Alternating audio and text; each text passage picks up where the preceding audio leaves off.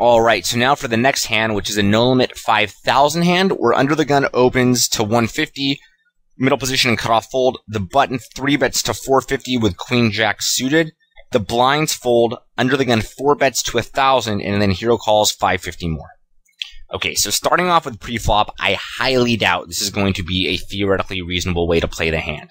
A lot of times when you're doing theory, you'll find that if you don't take more than one line with the same hand, you're going to have your range very easily exploited. So for example, if the cutoff opens and you're in the button, that's a spot where if you're never flatting like pocket aces or ace king, you're going to miss like king high flops, or you might miss very low boards. So it might be smart to flat sometimes when you have ace king so you can hit a king high board. Here, 3-betting queen jack suited is not really going to do anything that your range really needs, and you're not playing the hand in probably the most effective way, because queen jack suited can flop, a pretty reasonable pair, the best pair when your opponent's opening with hands like 7, 8s, and 9s, that when you 3-bet, you're just going to make those hands fold. So I don't like the 3-bet here. I don't really think it does anything particularly useful, so I would just flat with this 100% of the time. So I think in theory, this is a spot where queen jack suited is always flatted. It's not a spot where you're going to mix it up. So I'm guessing this was done very exploitatively, or was a mistake, and once you 3-bet with this hand, it is reasonable to call a 4-bet, and I'll explain why.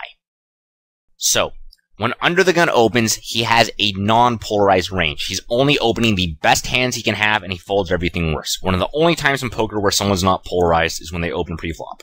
When the button 3-bets, he is using a polarized range. He pretty much has value hands and bluffs. When under the gun 4-bets against an already polarized range, under the gun's range should be really, really polarized. So 5-bet jamming in position should actually, if I had to guess, probably never happen here. If you do under the gun versus button math, you're going to see that if you're getting it in with like kings on the button, you're probably going to be up against pocket aces if your opponent calls. Maybe you'll rarely get shown ace-king suited, but your opponent's not going to 4-bet queens, because 4-betting queens as under the gun doesn't really do much. In theory, it's a pretty poor play.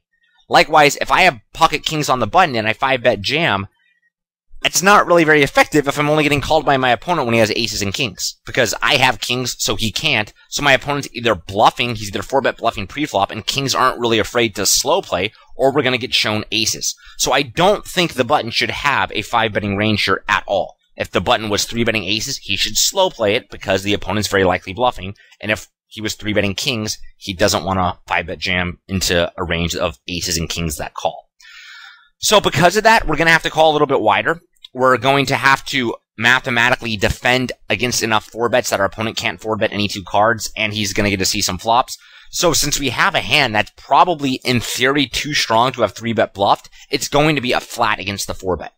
So nothing too amazing there. We flat against the 4-bet, that's fine. It's a little bit weird since we probably shouldn't have 3-bet the hand, but flatting the 4-bet's cool. So now that we're going to post-flop on the flop, we have to keep in mind we have a hand that's probably not in this range in theory, so it's going to be especially hard to analyze. So here, flop comes king, queen, jack with no flush draw. So under the gun bets 37.5% or so. Hero calls. That looks very standard. There's no reason to fold bottom 2 pair here. We have to defend. We don't have to defend enough to prevent our opponent from being able to properly bet any 2 cards. But bottom 2 pairs clearly going to be strong enough that we want to call here. I don't think we necessarily need to jam or anything, so calling looks fine. Let's see a turn card. The turn card comes a 5. Under the gun bets and is all in. Okay, so now this is a pretty normal spot in a couple ways. So the most common question I probably get asked from people when I'm working with them is, what do I do here with a bluff catcher? So if your opponent goes all in and you have a bluff catcher, you should in theory be made indifferent.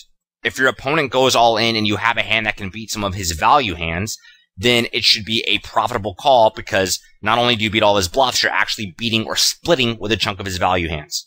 So that's actually what's going on here, which is very important to remember. If the opponent is only value jamming worse and better, so he has a polarized range relative to our bottom 2 pair, we're indifferent here.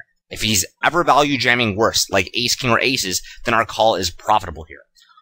Once he jams the turn, I'm pretty much going to call with the hand that I have. I'm probably pretty confused, and I wouldn't have this hand here if I didn't have some sort of read.